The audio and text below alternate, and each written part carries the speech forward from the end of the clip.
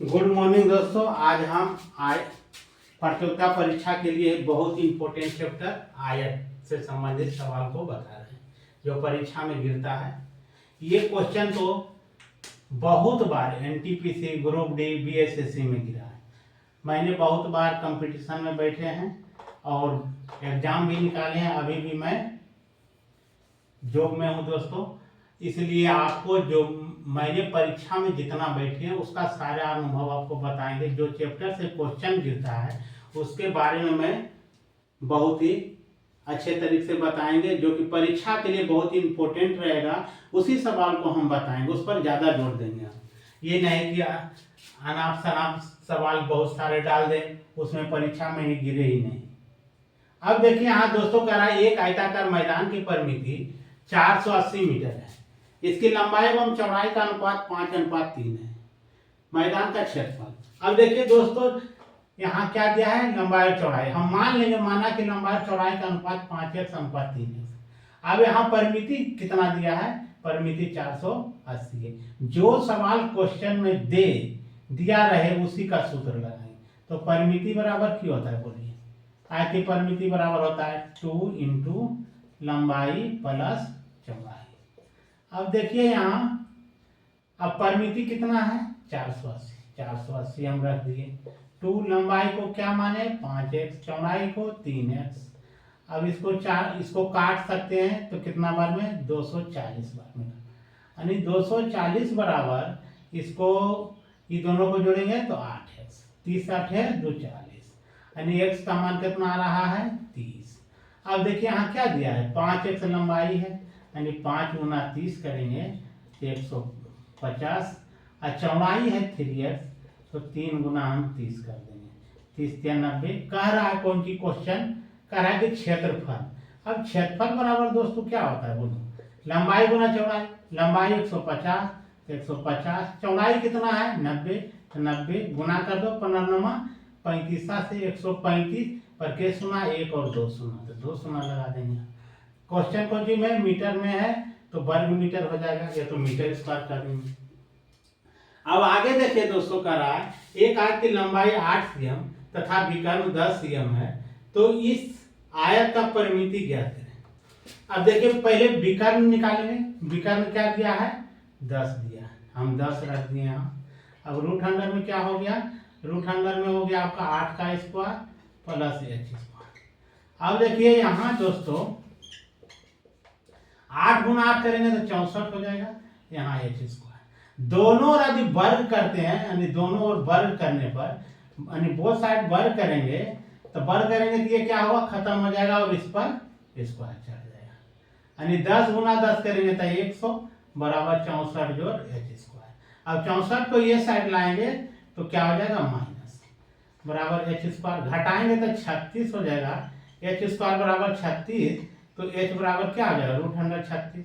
और 36 के ऊपर रूट कितना होता है, 6 होता है। अब कह रहा है क्या, कह रहा है कि परिमिति ज्ञात करें। अब देखिए दोस्तों परिमिति बराबर क्या होता है, परिमिति बराबर हो जाता है 2 इंटू लंबाई प्लस चौड़ाई। अब देखो 2 लंबाई कितना दिया है 8 है, चौड़ाई कितना लिखा है 6, तो 8 में 6 को जोड़ देंगे, 2 गुना कितना हो जाएगा 14, यानी 14 दूना 28। क्वेश्चन किस चीज में, सीएम में है, तो 28 सीएम में हो जाएगा, यही आंसर होगा। अब देखिए दोस्तों यहाँ जो है ये सवाल यदि बेसिक मेथड से बनाएगा तो बहुत लंबा प्रोसेस में चल जाएगा। इसको बाय ट्रिक से बता देंगे, और पहले सबसे पहले हम इसको जो है मेथड से बता रहे हैं, लॉन्ग प्रोसेस से बता रहे हैं, और उसके बाद हम ट्रिक से बताएंगे। बाय लॉन्ग प्रोसेस से कभी नहीं बनाइएगा, सवाल को देखते आप चुटकी में हल कर दीजिए, सिर्फ सवाल देखिएगा और उसका आंसर मारिएगा। अब देखिए यहाँ दोस्तों कह रहा है कि आयत की लंबाई में 10% वृद्धि, चौड़ाई में 10% कमी कर रहा है। क्या कर रहा है, कमी। एक में बढ़ा रहा है और दूसरा में क्या कर रहा है, कमी कर रहा है। तब कह रहा है क्षेत्रफल पर क्या प्रभाव पड़ेगा, 1% वृद्धि होगा, 1% कमी होगा, 100% वृद्धि होगा, ना तो वृद्धि होगा ना ही कमी होगा। अब देखिए दोस्तों हम लंबाई को 100 मीटर और चौड़ाइयों को 2100 मीटर मान लिए। अब देखिए इसका क्षेत्रफल यदि निकालेंगे तो 100 गुना 100, लंबाई गुना चौड़ाई, यानी 1 पर के सुना हो जाएगा 4 सुना हो जाएगा। ये कौन चीज में है, क्वेश्चन है अब ये इतना आ गया।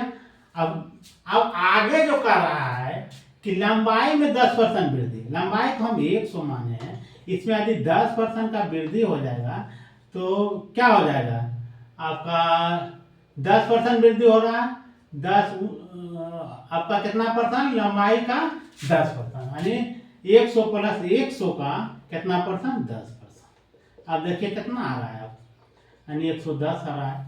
चौड़ाई, ये तो लंबाई हो गया, चौड़ाई में जो कर रहा है क्या कर रहा है कि 10% की कमी कर रहा है, यानी 100 माइनस 100 का के परसेंट कमी कर रहा है 10%, यानी देखिए आ रहा है कितना, यानी 90 आ रहा है। अब क्षेत्रफल यदि निकालेंगे तो क्या होता है, लंबाई गुना चौड़ाई होता है, यानी 110 और गुना करेंगे 90, 11 नामा 99 पर के 200।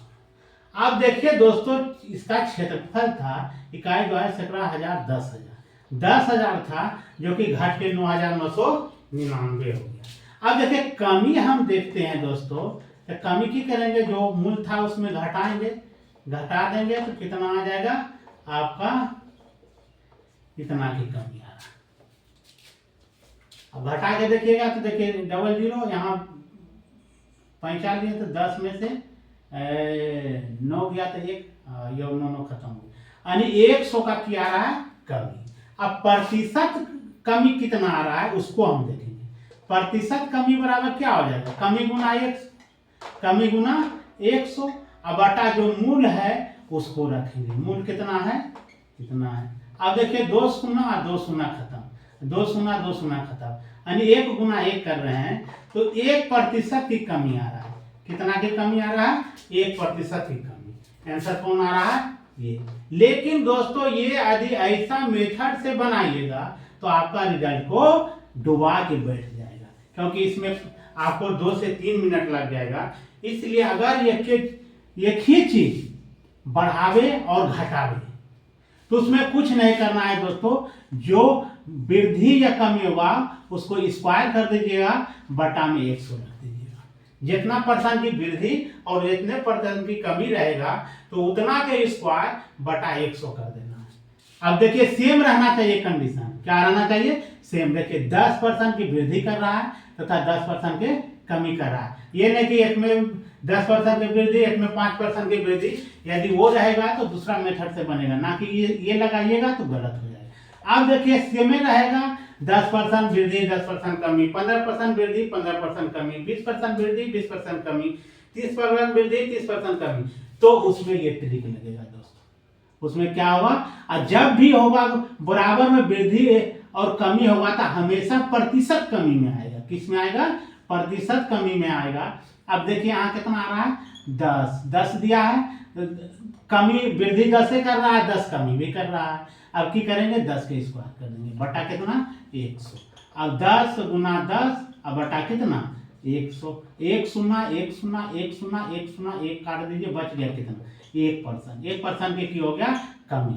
जैसी देखिएगा, अब देखिए नजर से अगर देखिएगा, अरे स्क्वायर होता है, जो परसेंट वृद्धि है उसका स्क्वायर होता है, अब बटा 100 नीचे होता है। निचला को 100 को अगर काटेंगे 1 शून्य 1 शून्य तो कितना हो गया, 1 गुना 1 करेंगे तो 1%। अगर 20 रहेगा तो ये शून्य और ये शून्य गायब हो जाएगा, 2 गुना 2 करेंगे 4% की कमी हो जाएगा।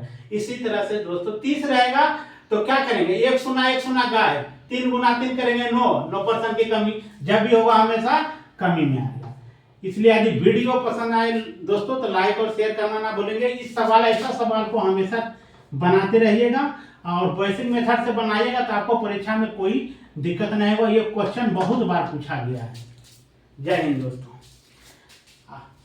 इस पर मैंने YouTube चैनल पर बहुत सारे वीडियो डाले हैं। मेरा YouTube चैनल है @मनोज सर 780 पर, इस पर देखिएगा तो बहुत सारे आपको वीडियो मिलेगा। जय हिंद दोस्तों।